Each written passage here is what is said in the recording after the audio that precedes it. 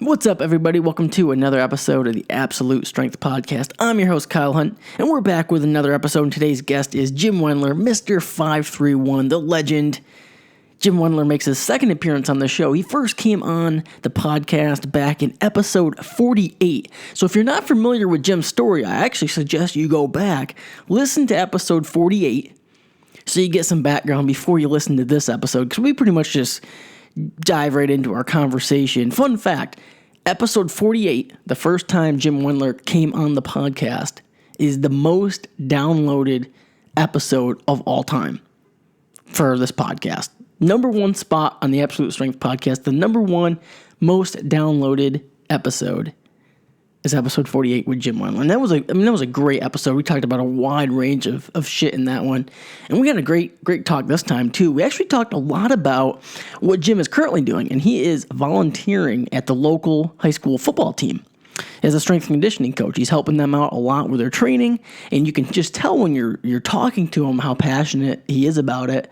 And he even talks about it in the episode, how it's given him a purpose, a meaning to what he's doing right now. So we talked a lot about that, talked a lot about their training, just talked a lot about life, nothing too crazy.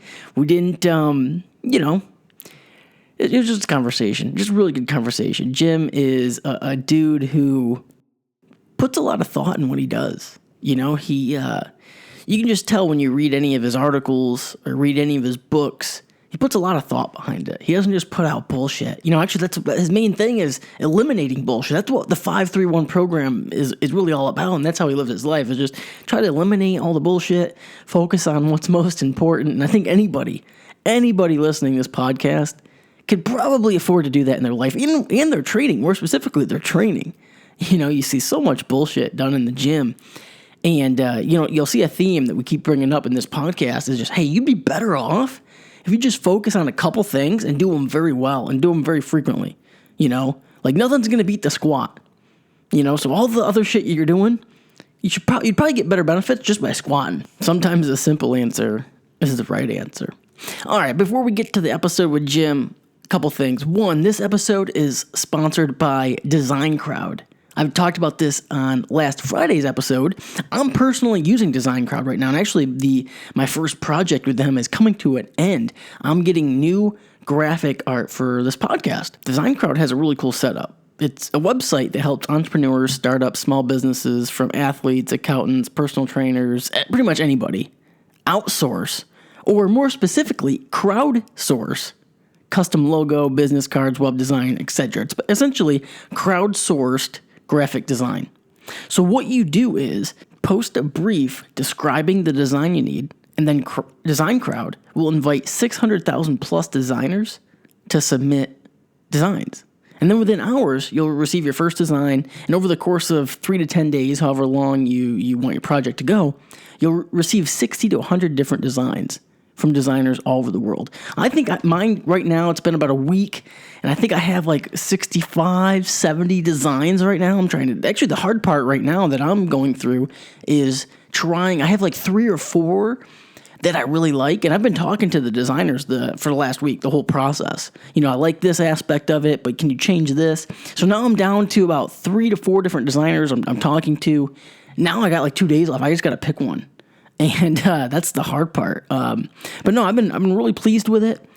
And Absolute Strength listeners can receive up to $100 off your design project. Just go to designcrowd.com/strength, or just enter the promo code strength. So that's designcrowd.com/strength, DESIGNCROWD.com/strength.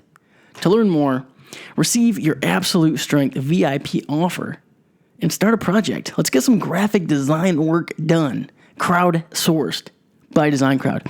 All right.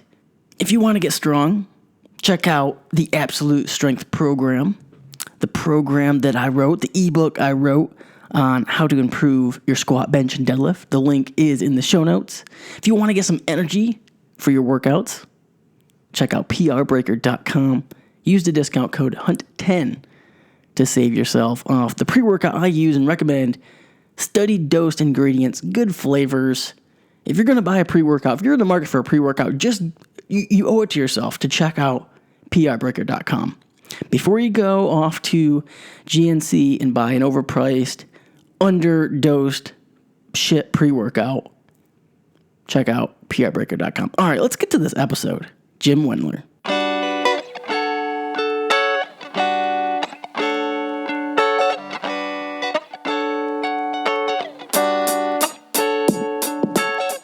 Some neck lately. I know, I can see that. You're looking jacked. You know what? I was able to bench press for the first time in, or any kind of press in like 5 years. Really? When? The Recently? last six or 7 months. Yeah. Oh shit. I torn my, both shoulders are torn, but I had this one fixed, but this one is still torn, and I couldn't even reach up for anything. Jeez. Yeah, just, to make a long story short, I did all the stupid shit that they tell you to do, and none of it worked. Like face pulls fucking kill my shoulder, really? And pull aparts. Yeah. Yeah, so all the things that you're supposed to do to keep your shoulders healthy, you can't do them. Couldn't even, And so I started doing Turkish get-ups, and it helped. Yeah, like the overhead stability type thing. Yeah, but it still hurt like a son of a bitch. But I was like, you know what? I was able to sleep for a little bit because before I couldn't sleep. Yeah. And then I started doing. I have my. I got for my young son. I got him like a 20-pound barbell. Yeah. It's 5 feet, but it fits in a rack. It's really cool. And I started doing the mace shit. Yeah, just with that little barbell. Yeah, it was 20 pounds, and eventually I bought a mace. I don't know, 8. It says 8 kilograms on there, maybe. I don't know. Yeah. It's fucking engraved on there. I see it every day, but I'm like, It's not terribly heavy, but yeah, I started doing that, and I have an Olympic dumbbell handle that I got from Mark Bartley that I do all kinds of shit with, and within like 2 weeks, I was able to press. Oh wow, that's crazy. Now the insane thing was like at a certain point the shoulder just doesn't work. Because it makes like when I'm pushing hard, this one's like whoop, and then this one just doesn't work. So I benched 300 very easily, but I think the whole 2 weeks later I was like, fuck, dude, I shouldn't have done that. You shouldn't have done it. Yeah. No, so I can only do maybe one hard set. That's kind of heavy. But dude, it's been like I've gained. I went from 235. I'm like 250 now. No change in diet. I still eat as shitty as ever. So it was just a huge difference. And I'm just very thankful because I've had my squat and deadlift, bench, and press all taken away for big periods of my life. So I'm very thankful right now. A company sent me one of those maces, and I used it for about 2 weeks, and then if you're not hurt, there's no real point. Yeah, I just like it was cool. Like I liked it. I don't know. There's only so much time. Like people always exactly. Ask, do you do this? I'm like, dude, there's only so much fucking time. I can squat, bench, deadlift, press, do some chin-ups, dips, and I push a parlor. I'm like, that's enough. Yeah. Well, honestly, it's like, especially when you're super into training, like realistically, I would want to do everything. It's just I can't. Yeah. I just don't have the time. So you have to eliminate all that bullshit and just focus on what actually works. And it's funny because people will say this and that, and I'm like, listen, man, I've seen thousands of people get by with a few exercises, and these are the few, and they all happen to be the same. Yep. And I'm not going to waste my time unless, like I said, it's I only do the base as part of my warm up. Yeah. I was going to say probably just a warm up. Yeah, 20 or 30 times, and then I'm done. What's wild is that's when I will throw in some extra shit into a warm up, like almost just do like a little circuit just to get the blood flowing. That's exactly what I do, and I found like you can overdo the rehab shit too. You can overdo everything. So people like the problem with all these. It started really for me when kettlebells came out. Like everyone just went fucking hog wild on their kettlebells, and I remember I told people like, why don't you? Because I always used to rip on them. Because they used to say, well, kettlebells are for strength. I'm like, dude, you can't get strong. You got 2 70-pound kettlebells. Yeah, that's not that much weight. 140 pounds. It's not that much weight. You're doing it clean. No, it's like a 45 and a 2.5 on each side. Yeah. Like you're not going anywhere. In junior high, you might be cool. Yeah. With a 140-pound clean. But in high school, no one's ever going to be like, oh, wow. You're like, eh. Yeah, it's not that strong. So, and they're doing, we love goblet squats. You know? Especially probably with the high school kids, you use them quite a bit. Yeah, but we had a kid, we had a little contest, like a pseudo contest. We had a kid do a 150-pound dumbbell for 32 reps, 27 reps, 25 reps, and then we had a 160-pound kid do it for 20 reps. Jeez, that's pretty impressive. So it's basically his fucking body weight he's got to hold. And so even like, you got all these guys doing all these perfect with like a 32-pound kettlebell. Yeah. Like, come on, dude. Fucking it looks tiny too. Yeah, it's like, hey, I'm like, fucking load that shit up, man. If you want to get strong, you got to be strong. So, or you got to lift big weights. Just like Ronnie Coleman said. Yeah, when I was 17, it was like right when I first got into the fitness industry, and that's when when kettlebells were getting super popular. And a bunch of people I was at the gym I was working at were like, "Yeah, we're gonna go to this kettlebell conference thing." So I was like, "All right, fuck it, I'll go, whatever." I ended up going. You spent $2,000? Yeah, probably. And when I was in Washington D.C., we went for the trip, and mind you, I was doing zero cardio at this point, just lifting. Yeah. And that's all it was. It was like a weekend of just reps and reps. I was dead for a month. Yep. And that's the thing is... never use kettlebells again. They're awesome. It's like, well, you can run up a hill and be like, see, you should be doing this. But of course you're going to be tired. Oh, yeah. And but that's not going to... I don't know. It's not going to make you very strong. No. And I wrote this in my last book. I said... after the dust settled, we found out where kettlebells work in a program, and they're best as an assistance work. Mm-hmm. As the third tier, I call it. You have the main lift, your supplemental lift, and then, they're as important as sit-ups or dips or whatever, stuff like that. But you're not going to substitute a snatch or a squat, for a kettlebell. So. I think that's one of the, when I first got into lifting, probably one of the biggest mistakes I made was looking at all exercises that they were equal, Yeah. It was just like, oh, well. Dude, there's no socialism in lifting. Yeah. It's very tyrannical. Yeah. The squat is up there hanging out, just shitting on everyone. Yeah, and it's just like, when you realize when you're spending as much time on a leg extension as you are a squat, probably something's wrong. I remember we did... I used to get people's college strength training workouts, for not for kids in college, for athletes. And we used to add up the reps of side laterals and rear laterals versus squat, and then it was more. I'm like, well, that kind of shows you something. Yeah, yeah. Now each, not a side lateral rep is not equal to a squat rep. Yeah, right? from volume or tonnage. Yeah, yeah, or just overall holy shitness. Yeah, yeah. But still, you were doing more side laterals and rear laterals than you were squats and cleans. Yeah, there's normally a problem there. Yeah, and who wants to program side laterals? When I was at Westside, I shit you not, on the lat pull down machine, there was the plates on the selectorized, they weren't labeled. Mm-hmm. They were so old that the numbers, so there was a chalk mark on the third or fourth one and a chalk mark on the eighth one. So the third, fourth one was what everyone used extensions with, or push downs. Yeah, yeah. That's just the tricep push down one. And the second one was just what everyone did the lat pull. So you just did as many reps as you could. Yeah. And then we had a pair of dumbbells. The dumbbells were all mismatched. They weren't all lined up. There was nothing. And the dumbbells that everyone used for all their shoulder work, the easy, we just called them the rattlers because they rattled all the time. The screws were. Yeah, and I couldn't tell you to this day. Yeah. How much they weighed. Everyone's like, hey, give me those things. Yeah, yeah. And that's what everyone did their shit with. And then we just put them down and left. And I remember seeing a strength program where they actually tried to periodize the side laterals and rear laterals. I'm like, God, it doesn't fucking... It's hard to progressively overload. I know. Fucking 40s, bitch. Especially because it's such a big jump, too. I know. You're like, well, I've got to go from 25 to 30. Yeah, is a huge thing. So, I don't know. You start to realize, just like you did, not everything matters. And then I did an Instagram Q&A recently. And I get to ask this question a lot, hey, I work a very tough job, whatever it is, blue collar kind of. And, what do I do? And I said, you always have to set daily and weekly minimums and just somehow hit them. Yeah. And it doesn't mean that, they're small. It's just, this is what I have to do. And then when you start doing that, when you start getting busy with family and all that shit, you realize, if I hit these fucking minimums, and it doesn't, you say, listen, I got to squat,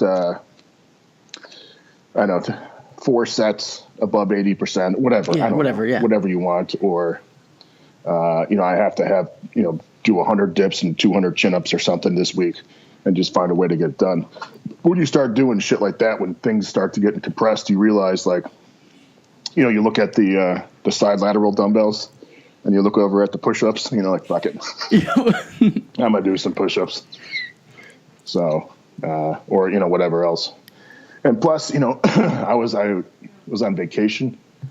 Where you live? So I live in South Carolina now, but okay. I'm from New York. Okay. Oh, Jesus. Where in New York? Upstate.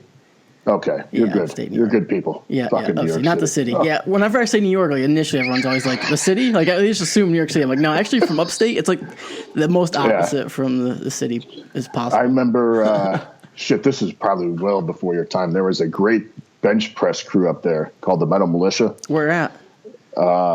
It was in upstate New York, if I heard the name. So pretty much anything north of the city is considered upstate, and New York's a huge-ass state, so it could be anywhere. Yeah. I'm trying to think where it would be, though. But it was Bill Carpenter? I have no idea. Whatever, but this guy was the king of the fucking bench shirt, and he held the world record for years. But that's where we went to learn how to use a bench shirt because that guy figured everything out. What was the city? What was that? Do you remember? I'd have to look it up. I don't even know if no, it's not Bill Carpenter. It starts with an M. It doesn't matter. Yeah. But we got to spend some time up there. I went to a meet up there. There's a big meet up in north. It was right. What are those mountains called, honey? Catskills? Yeah, in the Catskills. Catskills, yeah. And I remember it was the most, because we were where the hotel was like in between all these mountains in a big lake. Yeah. And it was like the first snowfall of the year, and the snow was like this big. Yeah, it was the most serene, beautiful thing. Oh, it's awesome. That's where Mike Tyson's from. Is he really? I think Catskill Mountains, yeah. Okay. Because now it's funny because all those people in New York get hosed because the people, all the populations in the city, and those are all making all the fucking decisions for, drives me nuts. Anyway, that's why we have the Electoral College, right? Yeah, exactly. So we don't have the United States of California. Anyway, I don't know where I was going. Anyway, I was on vacation. So I was in Florida. For some reason, I thought you were in Florida, but whatever. And it's the South. Same difference. Yeah, fuck it. Yeah. Yeah, it's warm. It's just like if you're in New York, you're in the city. Yeah, exactly. You're in the South, you know where Florida is. Yeah. It's in the vicinity. Yeah, it's fucking humid. Yeah. And it was the first time I've been in a, what do you call that, the public gym? Yeah, like a commercial gym? Yeah, commercial gym in probably 6 or 7 years. And first of all, it's air conditioned, which I'm not used to because I'm in my garage, which we have about 2 months that are kind of good here. And it's the temperature control is probably 20 below or 89% humidity in the weight room. What do you do when it's in the winter? You just fucking dress up. Do you have like a space heater or no? Just we have a space heater, but it doesn't matter because it's only the part of the garage is insulated. Is only next to the house. It's next to the house, but and we insulated the rest of it. But if you don't insulate the garage door, then it's fucking pointless. And even in the winter, we got to move some shit out. Just to because it's not a terribly big garage. So the act, even if it was 75 degrees in there. The act of lifting up the garage door and shuttling everything out, you get fucked. It'd be gone, yeah. So then there's some days where you do a set and you just go back inside and just wait. That doesn't happen all the time, but it's some cold days, man. It's snowing out and you got to brush off the snow. Yeah, I've been thinking about. I really want to just do a garage gym here, but that would have like the opposite problem. Like, it's hot as bells there. Yeah, it's just too damn hot. It'd be like 100 degrees, and there's like nothing you're gonna do to cool it down. I don't know which one's worse. The problem when it's really hot is like I used to do these things where it doesn't matter what it is, but throughout the summer I couldn't believe because my single set strength was pretty good, but my volume strength was so bad, and I was like, I don't know, is it just because I'm older now or whatever?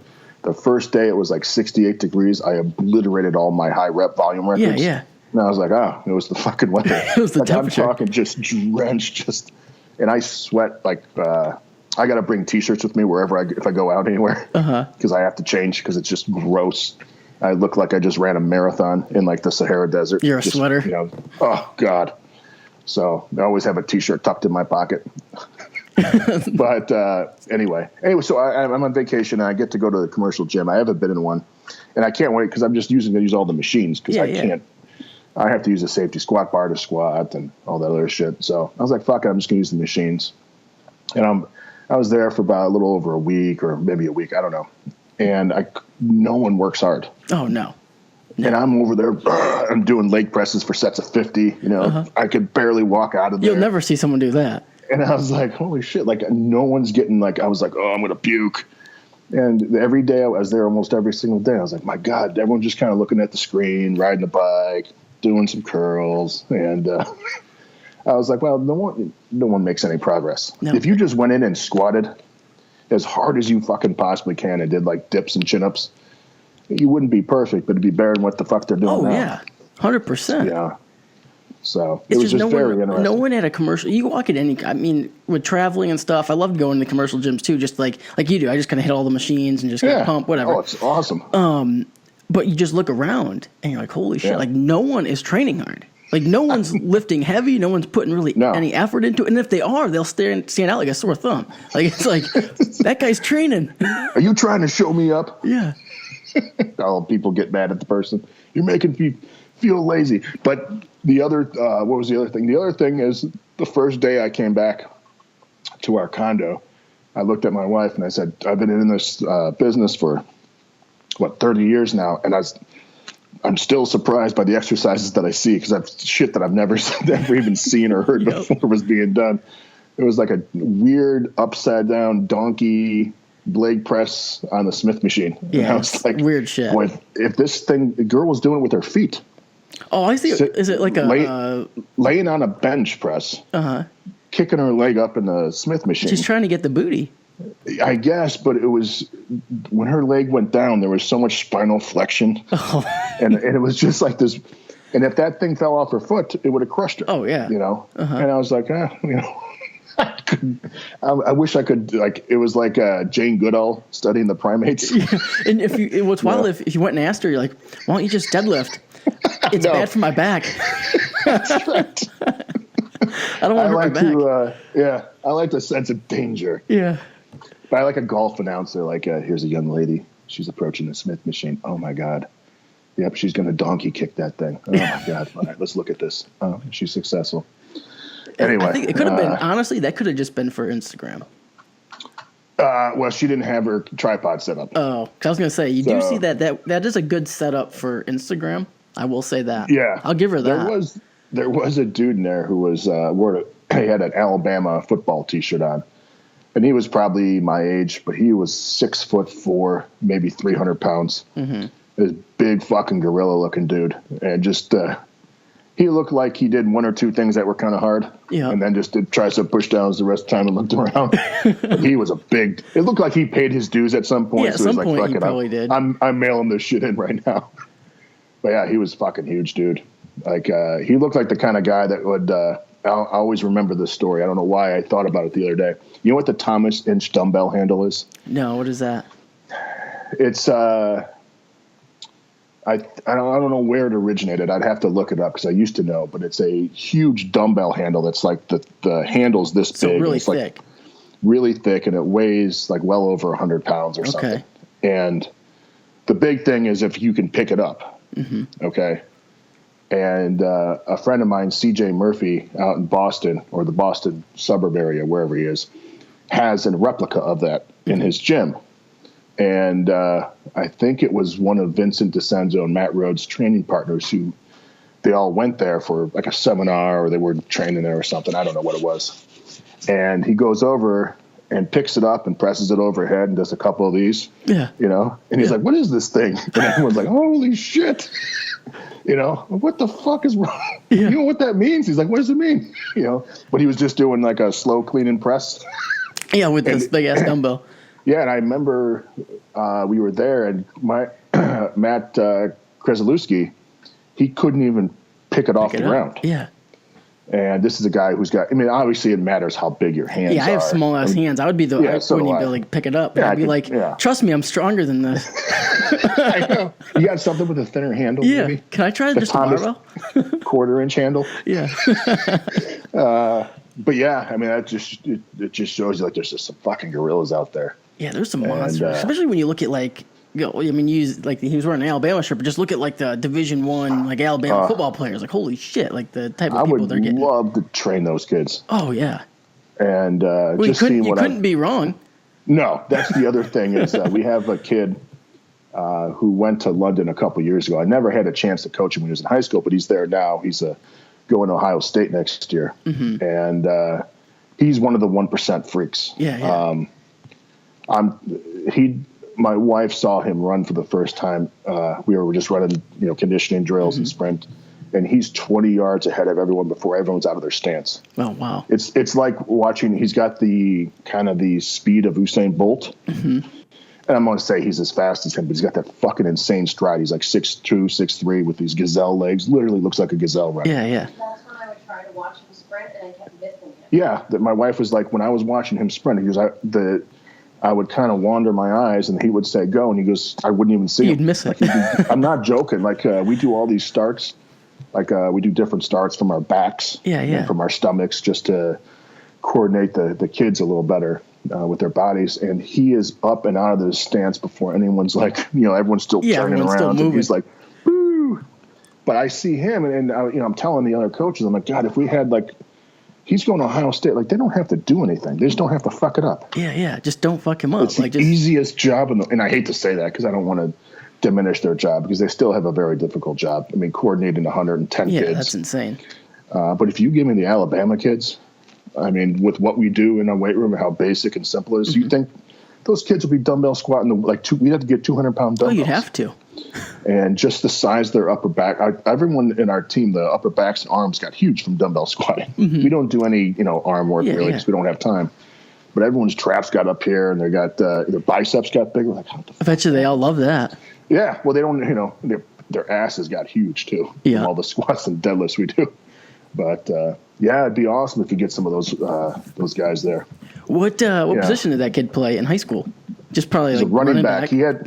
Here's the story about Michael Johnson. He's a great kid. I was outside one day. This is before I was with the team, and one of the parents, whose son I ended up coaching, he was on the team then. He was like a sophomore or something, and his dad was walking by. I said, "Hey, what's going on, Rod?"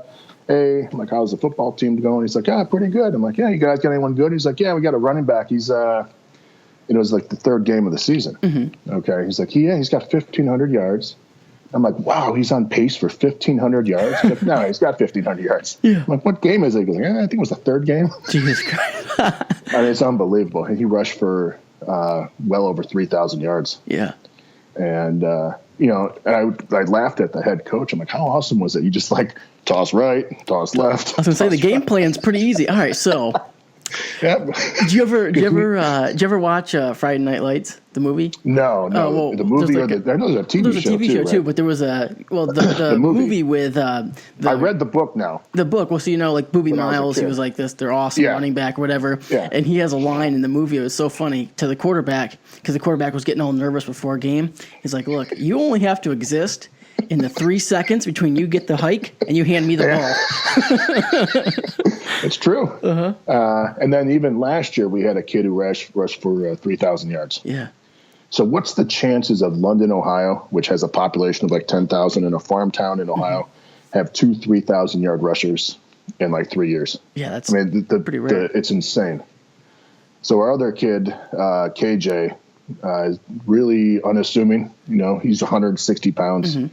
But my God, he could fucking make people miss. Yeah. And he runs. And it's unassuming because when you see KJ, if I point him out to you, like, oh, really? That's the kid? Yeah. He runs about most of his yards come from between the tackles.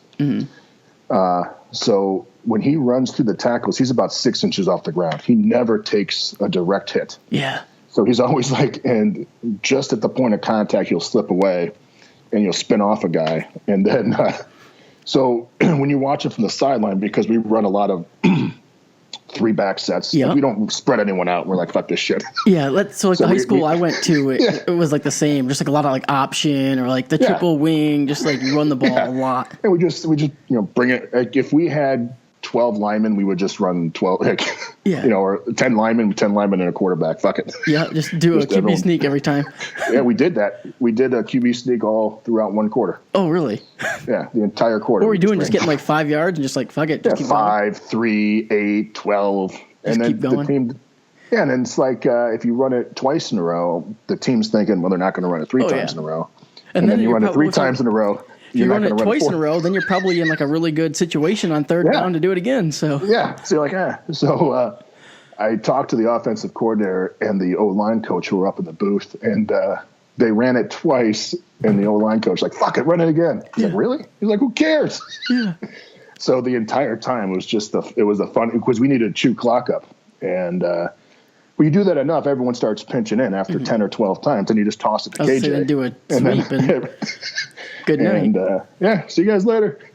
So, but I don't know where I was going with that. Anyway, it was just it was crazy because I've always read these stories about these great running backs in high school, like Derrick Henry, who had like, I think his senior year, he had like 4,500 yards rushing and 79 touchdowns. Where was he from? I know he went to Alabama. He was in Florida. From Florida, yeah. Yeah, and I watched his like senior highlight tape. It's like 12 minutes long.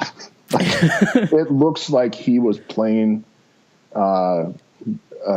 pee-wee football. Yeah, he's a monster too. Yeah, and he was a monster in high school. Yeah, I can imagine. And they would just toss him the ball, and it didn't, like, the linemen could all be doing different shit. It didn't matter. Yeah, it didn't. Just gone. And he would just run over people. He would sideswipe people. It was just the most amazing thing in the world. So, and then it's like finally when he hit the pros, he'd like hit people who were kind of his size. Kind of his size and his level. Athletic ability, It wasn't until the NFL came that he like evened out a little bit. He's still pretty good in the NFL. Yeah, well, yeah, he'll probably have a bigger year this year, I think, because they got rid of DeMarco Murray, right? Yeah, that's tough though, man. You got to take a lot of carries in.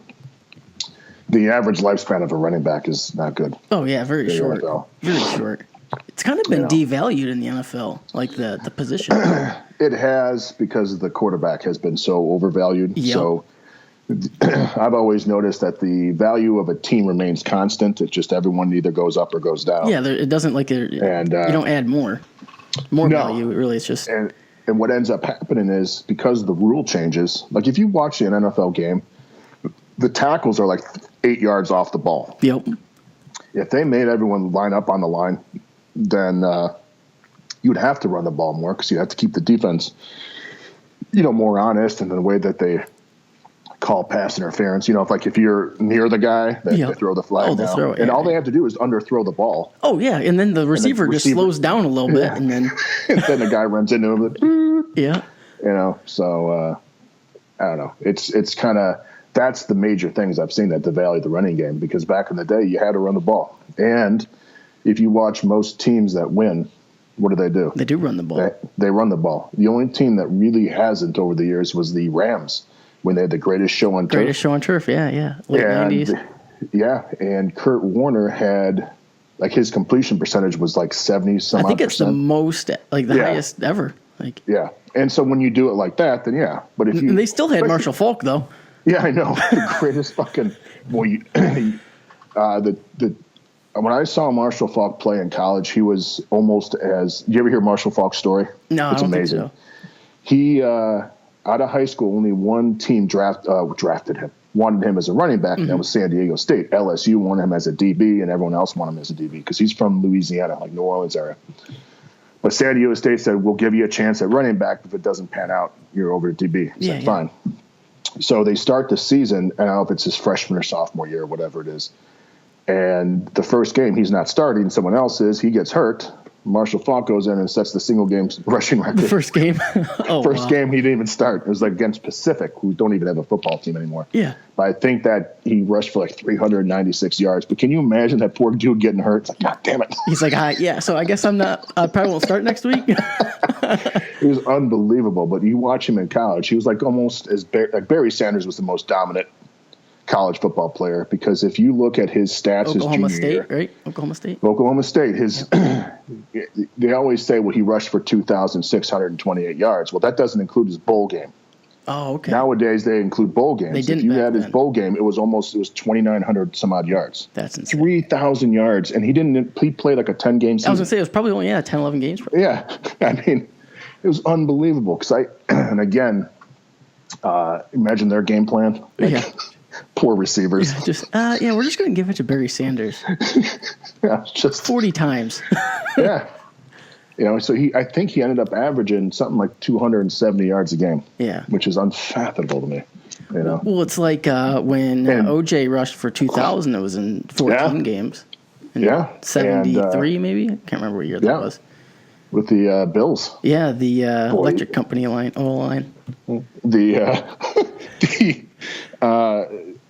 Other than maybe Tiger Woods, I don't know if there's been a bigger fall from grace. Oh, no. Tiger Woods really wasn't bad. He just liked to stick his dick in people. Yeah. It's different than trying to stab people to death. Well, the thing with Tiger, it was I feel like it didn't have to be that. Like it could have been a lot better. Like he fucked up, but I think it was more how he just handled it. He just could not. I don't know. Yeah, and then I feel he had his. In my generation, there was Michael Jordan. Yeah. And then there was Tiger Woods. Because Michael Jordan, I don't think people understand how massive he was. Oh, yeah. Because he was doing fucking movies. LeBron doesn't do movies. No. And he had that whole thing with Nike and Mars and who's that director?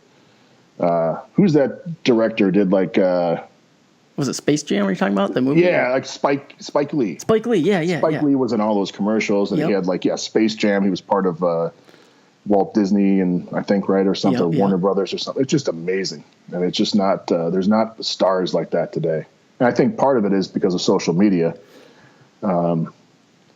People are already saturated with that shit. Where back in the day, you had to, I should also put Bo Jackson in there, but he didn't have. Bo Jackson's the greatest athlete I've ever seen. Because if you think about Bo Jackson, he'd be massive today. Oh, 100%. Like size-wise. Yeah. 200. Same with Jim Brown. Jim Brown was 240 pounds. Well, Bo Jackson didn't really train that much, right? Isn't that kind of the... Did you see the 30 for 30 on him? Yeah. I love the awesome. 30 for 30. He's like, why do I want to work so hard? Yeah, he didn't even train. It's... Yeah, well, he's the freakiest person. And they talked to his baseball coach at Auburn. And he's like, you don't really coach Bo. Yeah. You just give him some suggestions and see what takes off. I can't remember what it was on, but it might have been the 30 for 30. It might have been something else where Deion Sanders talks about when, I don't know, they had some type of beef or something where he was talking shit to him, and then he had to tackle him for the first time. And it was at Florida State. Yeah. Well, something happened later on in their pro career.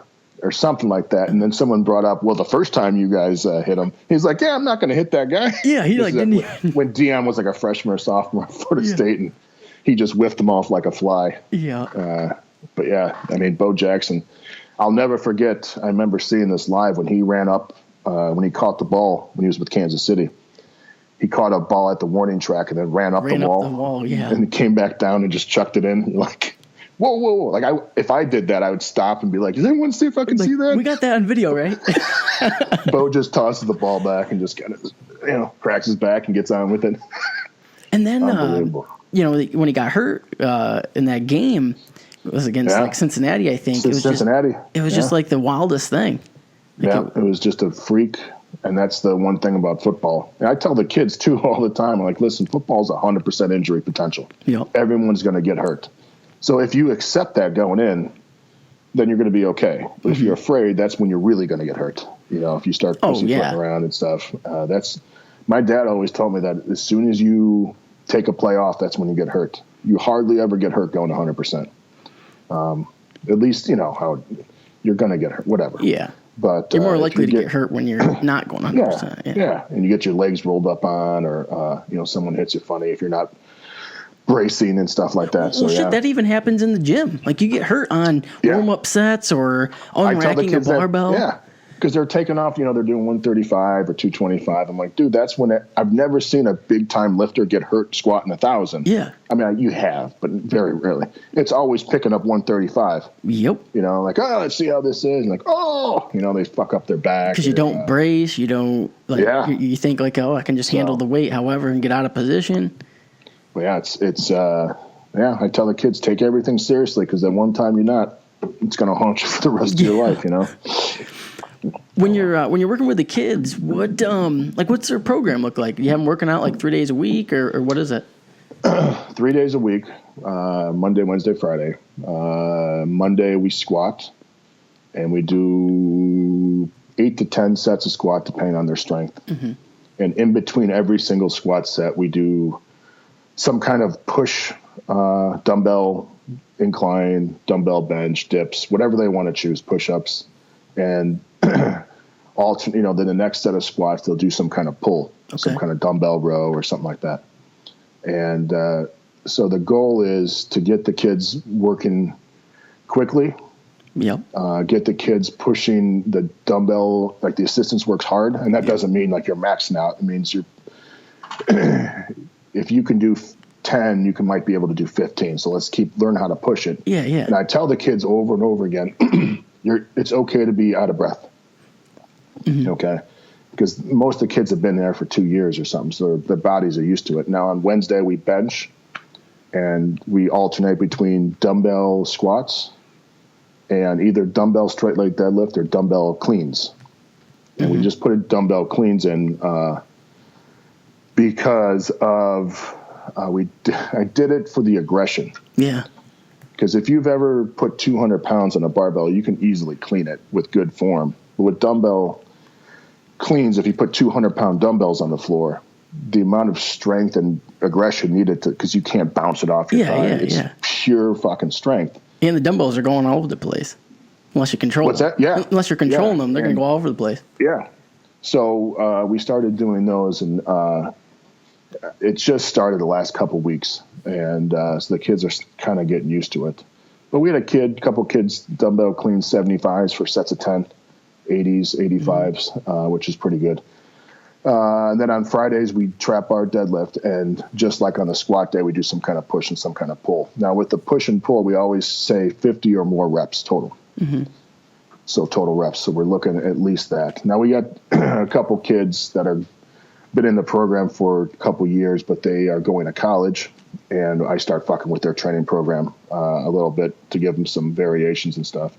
We don't vary things a lot, though. No. We always start every day off with tons of movement and mobility work.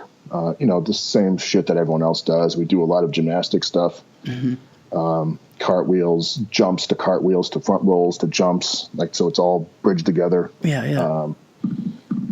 Do a lot of box jumping and lung jumping. Not a lot, but we do maybe 20 contacts a day. Mm-hmm. So by the time we get done with our warm-up, which is, I call it mobility, calisthenics, and gymnastics, and the jumping, that's about 15 minutes. Now, the thing is unless the kids are a little unruly, I let one kid run it all. Mm-hmm. Does that make sense? So he learns how to lead. So he's kind of running, at least the calisthenics part. With the jumping and stuff, I have to get on them and make sure everything's perfect. And everything we do, it's always about quality. So when we do the jumps and stuff, I want every jump landed perfectly. I want every jump landed on the box perfectly. Yep. Nothing, I don't care, the kids that can bound, all we care about is, a quick reaction and a perfect landing. Mm-hmm. And so we only might do, like I said, 15 or 20 contacts, but I really want them to be good. I don't want them just flopping around and taking it easy. The quality over quantity. Always, because, this whole, I've been doing this long enough. I've seen the ebb and flow of this. And right now we're like, volume is king. Volume, it's like, volume. And then you have all these great guys who are like, let's do 1 or 2 hard sets and we're fucking out of here. Yep. And so that doesn't mean that both approaches don't work, but there's always, and I've said this for the last 10 years, the pendulum of fitness always seeks the center. Yep. So for you, the best example is in the 80s, it was high carbs. Yeah. Right here, I'm in the screen now. Yeah. And then beep, no carbs. Yeah, that's what now happens. Everyone's like, yeah, you know what? They're not that bad. Yeah, it's crazy how that works, but it goes with diet, with training. Same with training, though. It was like high volume and then low volume, high intensity, and now we're back to... And then everyone's like, nah, well, how about the little bit of both? Yeah, a little bit of both. And, there's pros and cons to everything. So the one thing that I've noticed is when I started the kids off, we only did one main exercise and one assistance exercise. Mm-hmm. So they learn how to go back and forth. Yeah. And then we added the second exercise. Then we added a little bit of volume here and there. But there is I've noticed one that there is a breaking point. Kids can't recover from anything. People are like, beginner can do it. Like, they can't. They get fucking run down. Yeah. So I pushed the boundaries on what's good. And I was like, and I watched the kids, because I have all these indicators that I see because the team will generally react together. Yeah, yeah. Does that make sense? Yep, So I definitely pushed them too far last year a little bit. And so we had to really back off. And then I realized, like, my initial thoughts were exactly right, but I didn't know, I didn't know at the time. Anyways, what I noticed, though, is Michael Johnson, the guy who's at Ohio State, or going to Ohio State, he was gone for a week or something. He was training with some other football players, and he has his workout sheet that he gets, and he's like, dude, no one could keep up with me. Like, at the other place? Yeah, for the other football players that he was with. He's like, and he's like, they're the same strength as me, but they couldn't handle any of the work. And so that tells me that, because we use the strength training not just to get stronger, we use it now because the kids are so adapted as almost an aerobic tool. Mm-hmm. So it kind of works both ways. And because we train so hard and so quick, we don't have to run as much, because after each day of Monday, Wednesday, Friday, we go out and run. Yeah. So, but we've noticed, like, back in the day, back when I played football, we'd run and run like fucking insanity. Oh yeah. And now we can't do that because the kids they don't have the same background that I had, as growing up. They weren't outside playing sports all yeah, summer, but even in junior high, we ran a mile almost year round. Yeah. As part of the fitness. That's just what you did, calisthenics, and you ran out and ran a fucking mile, and then whatever time you had left, you went and played. Yeah. Not all the time, but most of the time. Even in high school, we had groups 1 through 4. To get into group 1, you had to run, it was about 2 miles in 12 minutes. Mm-hmm. That's a 6-minute mile pace. That's booking. That's cranking. Yeah. But that was just, it's just what you did. So, things have changed radically on a lot of fronts. And, but anyway, we also found out that you don't need to run them. You don't need to run to death. So, it has to be a happy medium between lifting and getting the kids in shape. And we found that you don't need to, if you run them early in the off season, you don't need to crash course in running once the 2-a-days start. Yeah, yeah. And the other thing, so we started off running as soon as we could get outside. And it was one of those, like, thank God we're in a farm town with blue collar people, because if we were like in a rich town, that we would get all the parents. They'd all call in. it's 32 degrees. Like, so, like, I'm out there too, Yeah, yeah. But as soon as, like, the snow somewhat settled and the weather was okay, we were out there, and it was always literally 1000s. Let's just run 1000s, and we do that for a couple weeks, and the kids, acclimate and stuff. Now. We run Monday and Wednesday. On the Friday, we have I think 10 prowlers now, and we have groups. Everyone gets in a group, and we do 20-yard prowler pushes, about 45 seconds rest, and the kids. Even the first day, only 1 or 2 kids kind of like, My big thing is don't throw up. Yeah. If you feel sick, just take yourself out. I'm not here to kill you guys. And we only had 1 or 2 kids who took themselves out, but they're already fine. I mean, already in pretty good shape. So right now, it's May? Is it May? Yeah, May. Is it? May. Middle of May? We're in better shape now than we were probably at the start of the season last year. So right now, we're just fucking maintaining everything. That's awesome. Because once 2-a-days start, like, we also don't do 2-a-days anymore. Because the kids are too fucking tired. We don't have – everyone on our kids goes both ways. Mm-hmm. Plays offense. We have and we don't have we have a JV team, but everyone practices together. Mm-hmm. And so, the practices, we have to be very wary of the volume. because and I told the coaches and well, the way we train is very efficient. We have to get the kids in and out. A lot of these kids have jobs, and the kids play other sports, whatever. So the coaches too have to be better coaches. If the kids can't pick it up after a couple times, then it's not the kids' fault. Yep. Then I have to be a better coach and teacher and stuff like that. We started working from that perspective. But in order to be there, the kids have to be in great shape. Because even last year during the season, we didn't condition one time during the season at all. At all? Oh, wow.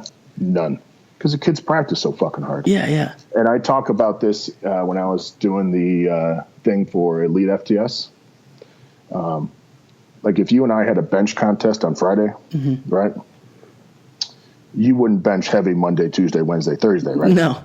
and then be like, why did you fucking shit the bed on Friday? Then the game's Friday. Yeah. Kids are all tired. So that's what we need the kids fresh for Friday. And until they show some kind of signs of fucking up, even then the answer is not more running. We need more rest. Yeah. When you're saying this, I'm thinking back to like my high school wrestling days. Yeah. It's so fucked up. Like we would just like train our balls off, run, stairs, practice. Right. Then we have a match the next day. Like next day and on no calories. Yeah. And not even tired. Eating. Yep. Yeah. Just licking a lettuce leaf and smoking a cigarette. Yeah. While we did like 3 hours worth of hard wrestling and running the day before. Up, downs and running the stairs. Like, did you ever see the movie Vision Quest? With the guy with the log on his shoulder. Shoot. Yep. Yeah. I wanted to be Shoot. Yeah. Everyone did until you didn't put that log on your fucking shoulders. Yeah. And walk up the stadium steps. Yeah. Screw this shit, man. So, but yeah, it's been in the, I was, who Jordan Peterson is? Oh yeah. Yeah. Okay. I was listening to Jordan Peterson talk, and he talks about having purpose in your life.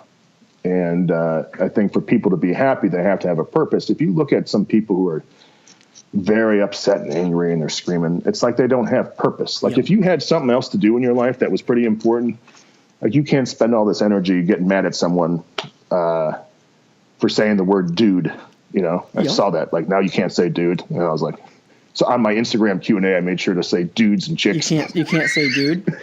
No, it's, it assumes someone's gender. So whatever. Okay. I don't know. I didn't read it too far because I'm still calling everyone dude. Plus, I live in Ohio. No one gives a shit about any of this stuff. Yeah, I was going to say, you don't. It's literally like on the coasts, like New York and the California. Everything's a big fucking deal. Then everything else, people are too busy to getting shit done. Yeah. Having a life. And, but Jordan Peterson talks about, you have to have a purpose. And it's very, with women, and I know people get upset about this. If you have a child, that's generally what your purpose is, and you're kind of genetically and biologically predisposed to do that. As men, we don't have that purpose anymore because we don't have the jobs like we once had that were central to our gender. And I feel like having this job with the kids, even though it's completely volunteer and if I'm not getting paid, I don't have my name anywhere. It's like my purpose, and so for years I always thought like, helping people out on the internet was great. And then you realize when you're in person, it dwarfs anything that you could do on the internet because most people don't listen on the internet. Yes. Or at least the people that talk the most don't listen the most. And I said, I can't say that because I think a lot of people do listen. They just get out and go with their lives and do shit. But coaching in person is not like coaching on the internet. When I'm there every day and you can see the kids' ups and downs and, you start, yesterday we just had an impromptu challenge. You can't do that if you're coaching a mile away. Yeah. Well, because you're not there. You can't you don't know what they how they're feeling, what they did earlier in the day. You can't feed off the energy, or maybe there's no energy. And the other thing that I noticed too is, and I talk about this little in my speech, but when I went on vacation, the head coach and the coaches took over the training. Well, I left on Thursday or Friday. So Friday was the first day without me, and I get a call. I'm in like the swamplands of Florida because I'm driving. And he's like, what the fuck? What did I screw up, dude? Everyone's puking. Oh, man. And I was like, what are you talking about? And then we were going through like the wetlands or some shit, and then like the phone cut out. I'm like, holy shit, what happened? And I realized that you can have, you can do the same. Like people always say, hey, what do you do? And I said, well, this is what we do. But it's not about what you do. It's about who's running the ship. Yep. Does that make sense? Yep. And even the smallest thing, like our first day running when it was, because the weather just completely changed here real quickly. It was like in the 50s and 60s, and all of a sudden it was 82 degrees and like 79% humidity. Mm-hmm. Well, that takes a toll on your running, right? Because it's harder to run when it's hot. And so the first day that we had the prowler when it was hot, I'm looking around and I can hear the kids breathing harder than they ever have. So I backed off all the rest periods. And if you don't know what to look for, I always look to the kids who are in the best shape. If they're struggling, I'm like, holy shit, everyone's struggling. Yeah, exactly. Yeah. And so it's always like the little stuff that, so it's, like I said, it's not about, people always want to know the X's and O's, and that's great. But it's the guy who's running it. And like, I always use Scott Frost. You know, Scott Frost is the head coach at Nebraska now. Yep.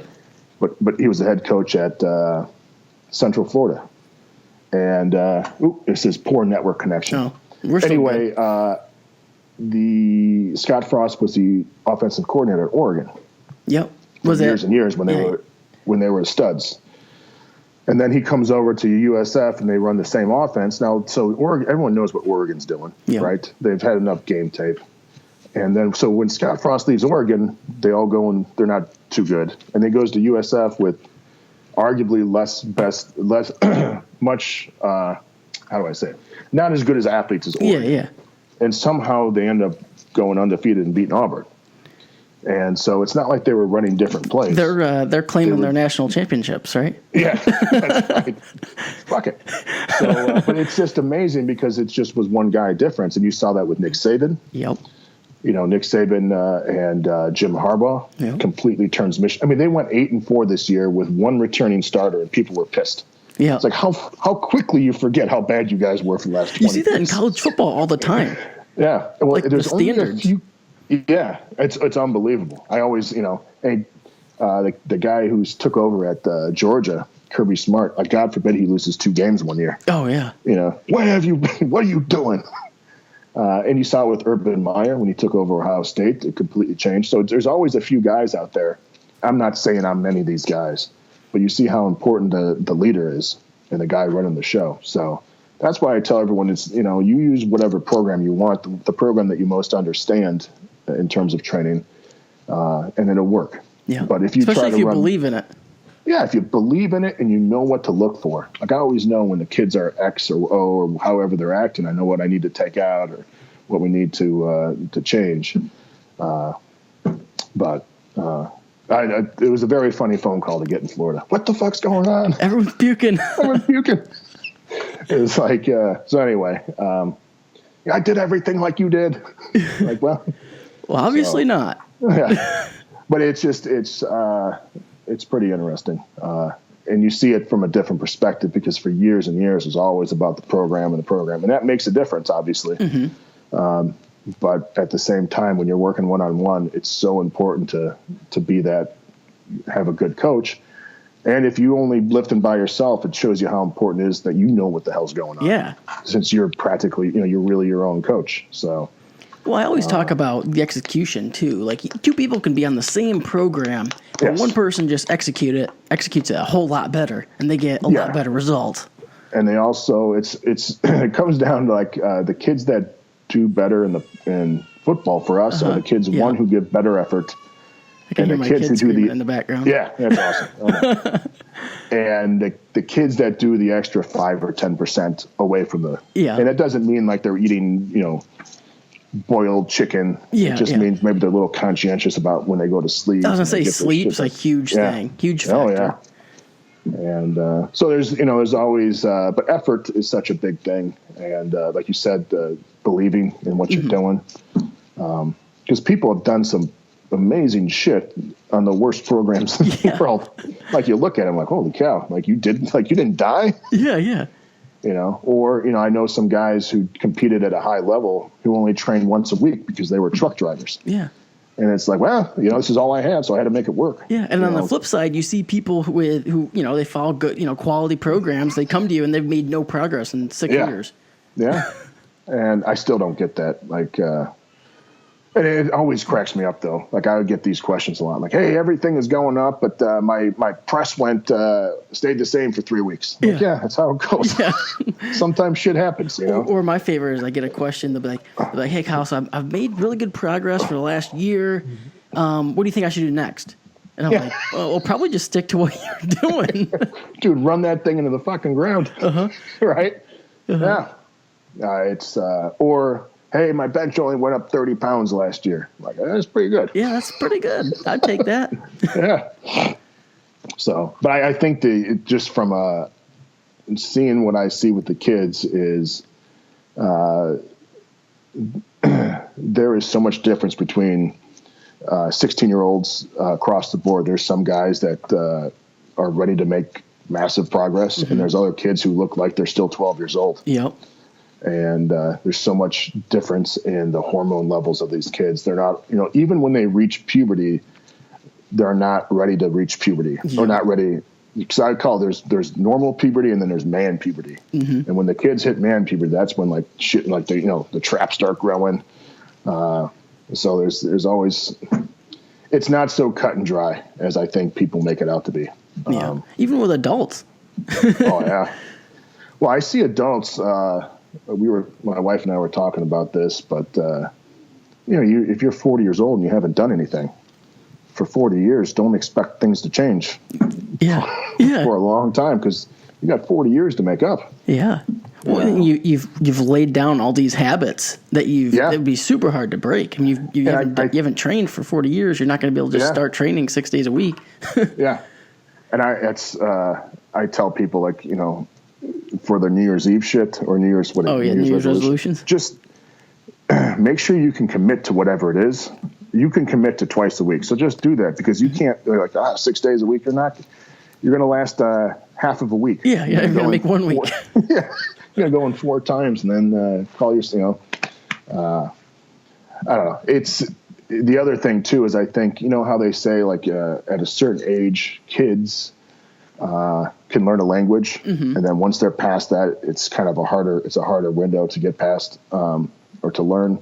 And I think that same thing with fitness. If you at a young age develop, strength and conditioning, and I'm not saying like a specific program, if you're out doing shit, it makes everything easier in the rest of your life. And you're like, how many kids do you see that are, play sports all through high school and college, and it's harder for them to get fat because they never were fat in the first place. Yep. And I think once the kid is a little chunky, they're going to be fighting that their whole life. You see that all the time. I mean, you really do. And then what ends up happening when my wife and I talk about this is now their entire life is about their body weight. Yep. Like everything is constantly focused on it. Yeah. And it's like, God, how fucking, like, you don't want to hang around those people. No. They're always talking about their diet and this and that. I call those people, they're chronic dieters, because every time you talk to them, they're on a new diet. Like, they're always dieting, but they never make any progress. No, and then that fucks them up socially, and it fucks a lot of times, obviously emotionally, and then it fucks them up with their jobs because they're too focused on one thing to find their purpose, really. And so everything becomes about their weight and stuff like that. And you could, if people ask me, how do you lose weight? How do you get lean? I just don't get fat in the first place. It's so much easier. That's the easiest way. Yeah, because even when I got really big, when I was powerlifting. What was the heaviest you got? I was a little over 290, but I could never hold anything. I was always more comfortable around low 270s. Yeah. That's when I felt the strongest. And but as soon as I stopped, within 2 months, I had dropped like 30 pounds. Mm-hmm. Yeah, so it must have been hard to maintain that. Oh, it was fucking hell. Like it's like it's just like the skinny people or the fat people trying to lose weight. A skinny guy trying to gain weight is like, just constantly force feeding. And I had force fed all through, football, because I was so skinny for so long. And it became such a relief just to eat food and then just like be done with it. Yeah, not have to. Instead of like sweating through everything and trying to, figure out it's like a heroin guy getting his next fix. Like, where's my next cheeseburger coming from? Like they sell Italian sausages, right? Is that where we're going? So Yeah, but so my body just kind of reset naturally. And I think that's super important for parents to understand. If you give your kids a fighting chance, so like I see my 13-year-old. I was going to say, my 13-year-old kid is thin as shit now. Yeah. Does he play sports? Oh, he plays 2 sports almost year round. Yeah, I was going to say that's key. Like, not everyone has to play a sport, but you just got to do something active. Like, it's so easy in this day and age for a kid not to be active. Yeah. Just sit if you took a kid and said, listen, for 1 hour, you got to just do something hard. Yep. And then you're then you free can to do whatever you want. Yeah, then you can do whatever you want. So just, squat for an hour, run hills for an hour. Now, it's obviously no one's going to do that. But, I mean, I always thought, like, if I won the lottery, like, I would make sure that I would set the timer, like 60 minutes, I'm just doing something balls out, then I'm going right back up to bed. Yep. But and then we kind of earn it. Like, you push a prowler for an hour, it fucking sucks. Yep. And so... Yeah, I always used to say there was an album by this band called Sleep called Dope Smoker, and it was 1 hour, one song for about 63 minutes. Mm-hmm. It's the longest, they play like 3 riffs. It's about smoking dope, as you can imagine. You can imagine that, yeah. So if you just put that in and there's exercise until the album's over, then you're done. You're done. The Dope Smoker workout. You know what? I think this kind of speaks to the bigger point of, like, I think sometimes people, they get ahead of themselves when, they'd say, if you just told them, like, hey, you got to do something hard for 45 minutes to an hour every day, they'd be like, oh, well, I'm going to do 2 hours. But then they only do it like 3 times. That's right. So, if you can only, if you just squatted for 30 minutes, squatted and did push-ups, just alternated, and then, deadlift and did whatever, I don't know. Yeah, anything. Then bench and did kettlebell cleans or something, I don't know. And then did yoga for 30 minutes one day. Yeah, it'd be pretty easy as long as you, progressed your weights and did something kind of smart. But it's the bar to be successful in anything really is relatively low. You just got to show up and put I talk about that all the time. Like, just you could be an assistant manager at McDonald's in 6 months if you just show up every day, like on time, and do your fucking job. I did a whole podcast a couple podcasts ago. I did a whole entire podcast talking about this, where I said, like, something in I think it was around like 6th grade in my life is when I realized this, which was, relatively young. But up until that point, like, I don't know, I just never really thought of myself as being very good at anything. And then at 6th grade, I looked around and was like, Christ, no one's that good. I'll just try a little bit and I'll probably be good. If you shoot baskets for 10 minutes after practice, you're going to be, if you did, I told the kids, if you did 10 push-ups every day, in 1 year, you'd do, 3,650 push-ups. Yep. That's a lot of push-ups, right? I mean, over this, and now you do, so I always break it down like that. If you guys just do a little extra, I'm thinking about doing some kind of contest with the football team for, from the entire off season to see how many push-ups, dips, and chin-ups we can do as a team. Just that alone is just that extra volume would be so beneficial. Yeah. So I say, and it'd be a kind of on your honor, because the kids are pretty, are very trustworthy, and so they could say we have to get past a certain number. I have to do the math on it. But I think it would be awesome to see. And then every year, each group tries to beat the next year. Yeah, that'd be impressive. So, but just a little bit here and there, a little extra for the kids. Well, it's like reading too. Just if you just read 10 minutes a day. Yep. You read 10 minutes a day. At the end of the year, you're going to read, how many books? Yep. Yeah. But it's that goes to discipline and all that other bullshit. But and plus, it's so much easier to start if you just say, listen, 10 minutes, I'm going to read this book, instead of I got to read 6 books a week. Yep. I always like to tell this story. The guy who did some landscaping for us, he found out who I am and stuff. He's like, hey, a friend of mine's really big in the industry, or loves training and stuff, and he knows you, and he's like, he reads like 3 books a week on training. And I was like, oh yeah. And then I was like, so I said, hey, how long you been doing landscaping? And he's like, 25 years, I'm like, could you learn any of this shit from a book? He's like, no, not at all. Can't do anything from a book. And then he just stood there and goes, oh. So you're saying my friend's full of shit. It was very funny, but like there's still, like I still read all the time, even the training stuff. Like I try to find stuff that's kind of out of the woodwork. I'm like a guy who's been watching porn for like 60 years. Like he needs something else. Something crazy. something. I need something new. I need to put the M80 up my ass. And so I'm always trying to look for different stuff that you can, and it doesn't have to be necessarily exact. I don't want to read something I agree with. I want to read something that kind of challenges me. Yes, that's key. And the funny thing is, the more that you read from different, like rugby and Australian rules football and all this stuff, it's all comes down, and they're always the same shit. It's like, listen, make sure the kids get, like strength is, for a long time, strength was really important. Then it became not important. Then you realize that there's a certain level of strength that's very important. That's the minimum. And they found out that in general, if you can squat twice your body weight, this is for like the rugby, football, stuff like that. Mm-hmm. That's when, to get there, you have the greatest increases in speed, agility, and you don't get as injured as much. Mm-hmm. Like the people that had those levels. So I explained this to the kids. I said, that's why we do all this stuff, why it's so important. I said, but I'm not going to rush you there. Mm-hmm. Because this is for professional athletes. But the key is, we have to always make some progress and stuff. Because one of the things, I never try to increase the weight on the kids more than they can handle. It ends up fucking everything up.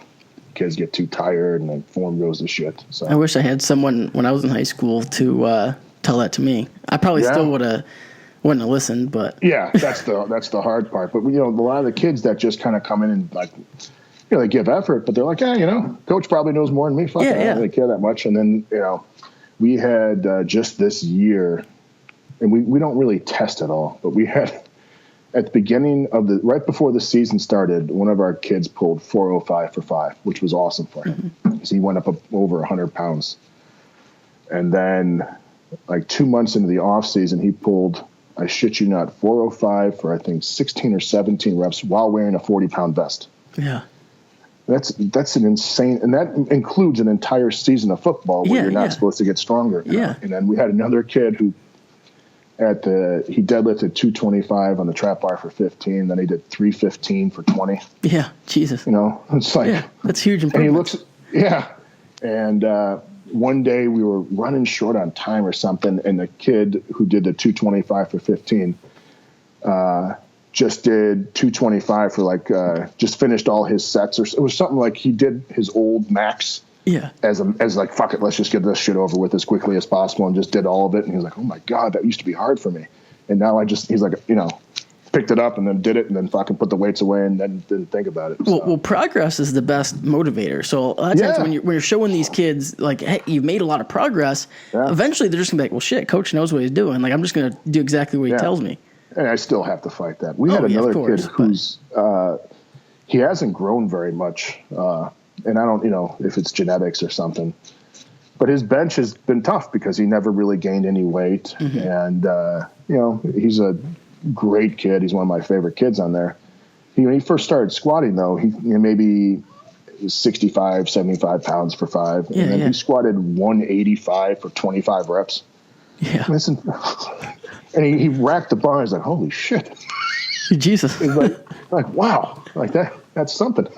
Yeah, but that's over a year and a half. That's a big change. Yeah, those are big improvements. So, but we never, our increases are never more than 5 pounds over 3 weeks. It's very small. Do you use like a 5-3-1 progression with them, or is it something different? Yep, it's the same thing. Yeah, they use the same spreadsheet I made 9 years ago. That's awesome. Yeah, same thing, and. It's very basic. Everyone's like, do you have an Excel spreadsheet? I'm like, dude, my spreadsheet just tells you the numbers. Like, I like the craftsmanship that some people put into their spreadsheets, but almost like, why the fuck do you spend so much time on doing that? Oh. There we go. Okay. Yeah. We don't. I mean, I don't put any assistance work on there. I just put the big lift numbers on there, and that's it. And then they're expected to. I call that the individual sovereignty. So you're responsible for the weights that you handle and on the assistance lift. So it gives the kids some sense of responsibility. And honestly, you can't track that shit. Yeah. You know? Well, even like we were talking about in the beginning, I think sometimes you get a little too caught up in your, I did 20 pounds on the side laterals last week. So got to do 21 and a quarter. I was going to say, do we got the 22 and a halves? So, but we had, and the other thing that we noticed too is our training maxes are really low compared to what the kids can do. And like 65, 70%. So even more than like what you normally do. Oh yeah. I think like the kid who deadlifted 405 for 17, I don't know if he deadlifted over 400 pounds in any set yet. Maybe 385 has been maybe the heaviest. Maybe, 365. Yeah. It's just, and if you add those numbers up, it's fucking low. Yeah. We found that the trap bar, we can train that the lightest and make the most progress. That's interesting. Like really light. And so that's why we during the off season, we took out the squat to save their legs a little bit, but we still needed like a strong movement in there. So we kept the trap bar in. So we didn't squat for, from August till November. We just trap bar, deadlift, and bench press were our main movements. And then we did, some assistant stuff. And when we came back to squat, no one lost anything, So now granted, these kids aren't squatting 800 pounds either. So, it was pretty impressive, man. I was very, it was one of those things when I took out the squat, because that's all I've done my whole life. It was like, it was like 3 weeks of me like, oh man, I don't know. You're like, I don't know if this is going to work.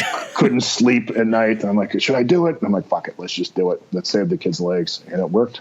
So what do you got going on with your personal brand these days with the 531 stuff? Yeah, we got like a shitload of new shirts coming out. We hired a design company finally to handle all that stuff. And so that's coming out. They're really cool. Stuff that I could never think of. Because most of it was just me and my wife, like, hey, what do you think about this? Like, fuck it, let's do it.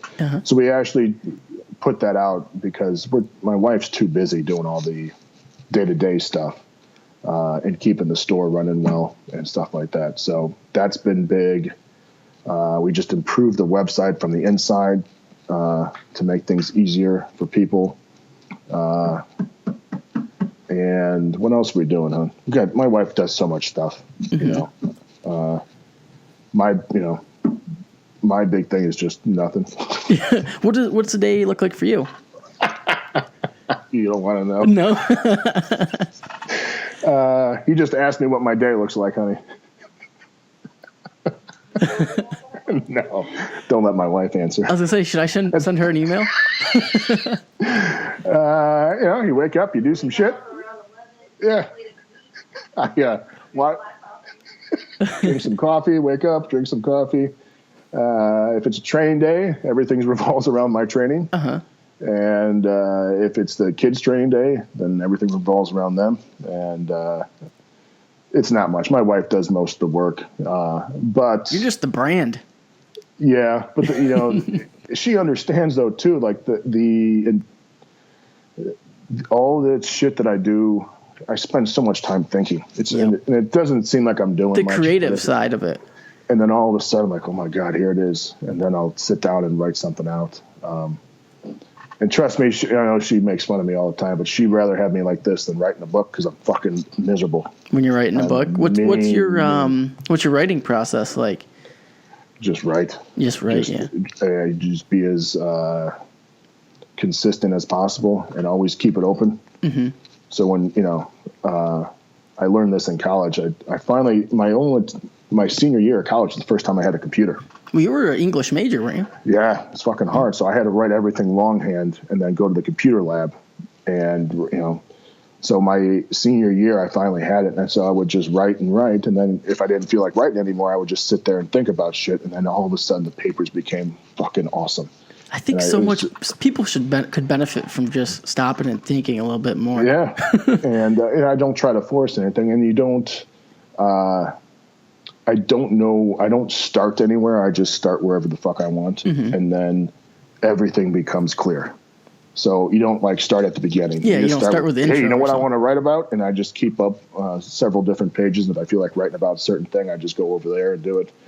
And then before you know it, everything's like, it's like, did you ever see The 13th Warrior with Antonio? Is it Antonio Banderas? I don't know who it is. I don't think so.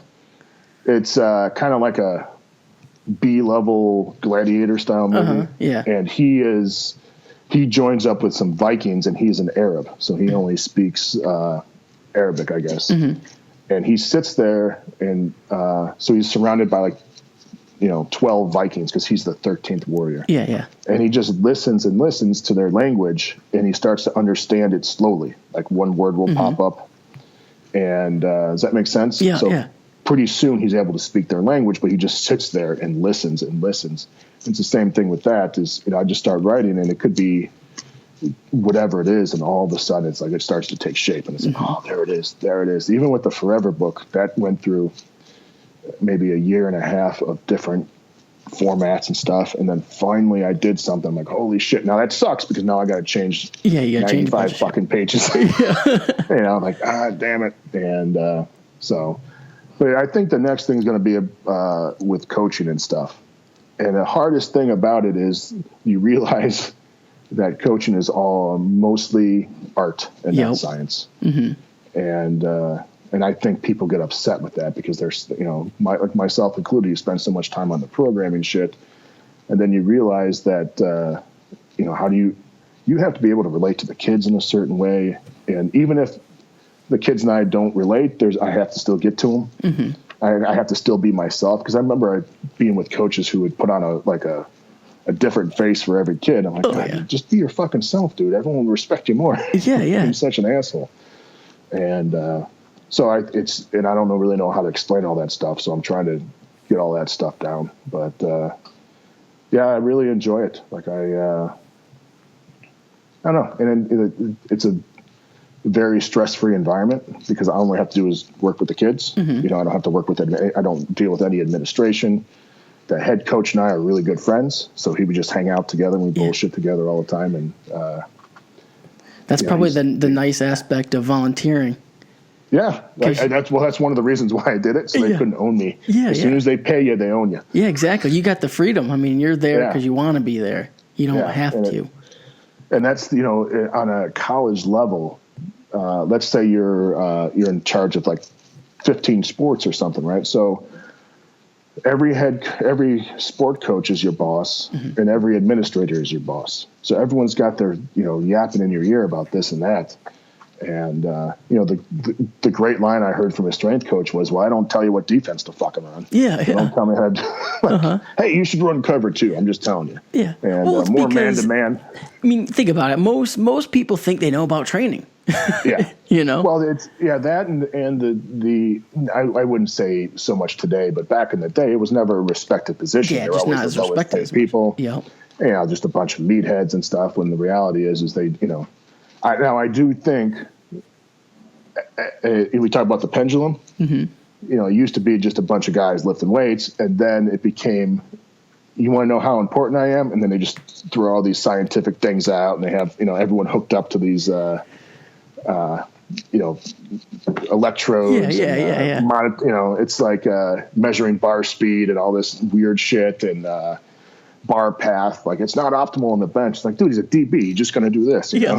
He doesn't give a shit what his bar path is.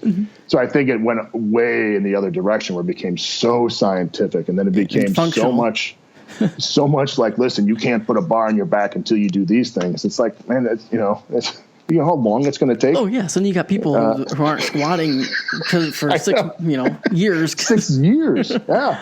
And I'll never forget, there was a guy, Brad Arnett, who was the strength coach at Arizona, not when I was there, just right after I left. And he was the strength coach there. He's actually runs a private facility in Wisconsin, and I've known Brad forever.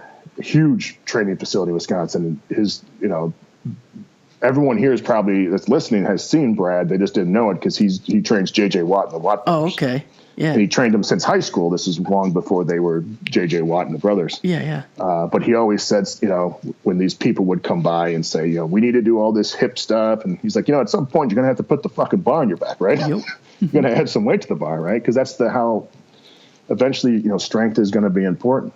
And, but my God, every so often I'll flip through Instagram with the fitness stuff. And it's like the most weirdest, it won't even be coaches. It's like, man, my thoracic thing was this, and I realized that I couldn't do this. I'm like, I never even heard of half this shit. I'm like, just fucking put the bar and there. Just some guy in the gym who squats 225. Yeah, and it was like the most insanely. He was a physical therapist talking about my toe was angled out improperly on my last set, and I have to spend the next 6 weeks working on this. I go, holy shit, just turn your toe in a little bit, you'll be good. Yeah, or just don't care. Yeah. Or it's like, man, I'm feeling a little something in my hip when I squat. Would you ever read descriptions? Everyone's got a fucking excuse. I didn't have a lot of sleep, and I felt it's like everything is. Just tell me what you did. I don't need to hear your sob story about you slept instead of 8 hours, 7.5. Like we've all been there, dude. It's always a lot of times it's before like a PR. Like they'll post a PR. They'll be like, well, my cat died. I didn't sleep. I was fasted. Click in my knee.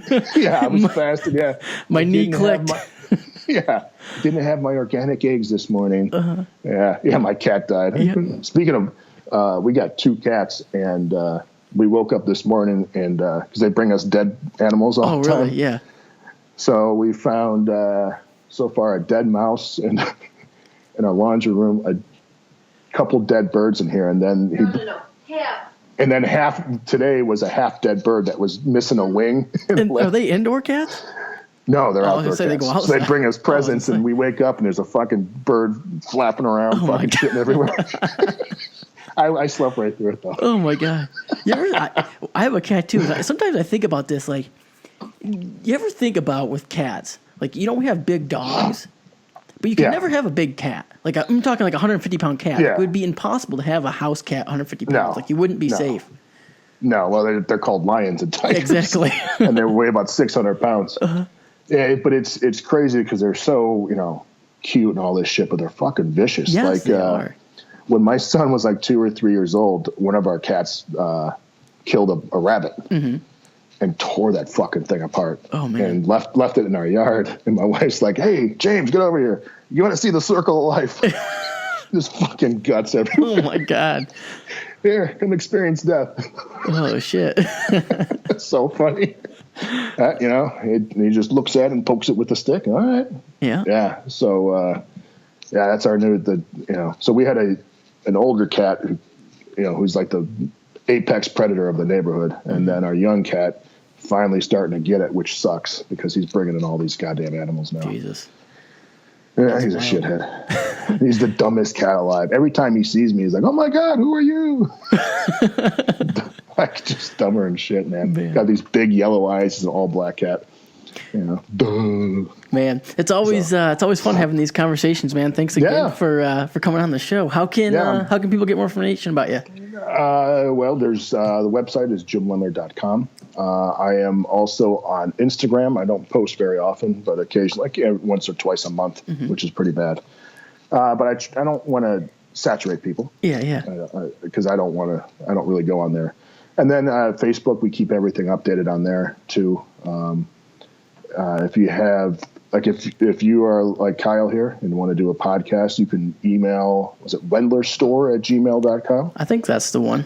Yeah. And my wife handles all the scheduling. I do pretty much everything. So, and like Kyle found out, we were supposed to do this Tuesday. And my wife fucked up. It happens. Yeah. I'm very flaky with that stuff. We got, just horrible.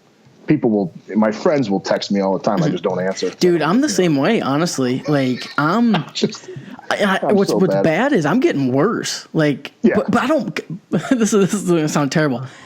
It doesn't bother me though. No, I don't care. Well, cause my friends will text me and I won't answer for a week, and they don't get mad. Like, well, I know. Yeah. Well, you just got to create the standards. That's kind of where I'm at. I just create the standards. It's like my dad did laundry once when my mom and dad were first married, and they fucked it up. So my mom's like, don't touch it. He's like, fine. I'm not doing laundry. Yeah. It's like, you burn all your food. Fuck it. I'm not cooking anymore. Well, it's like, I don't know. As the years go by, I just try to simplify stuff. Like, yeah, and the less that I have my phone on me, the better in general. Yep. Now, it doesn't mean I never carry it with me, but I'll give you an example. When I'm with the kids, the only time I check my phone is the time, if I need, because if I usually wear a watch. But when I'm there, I'm there. I don't want to be separate from that.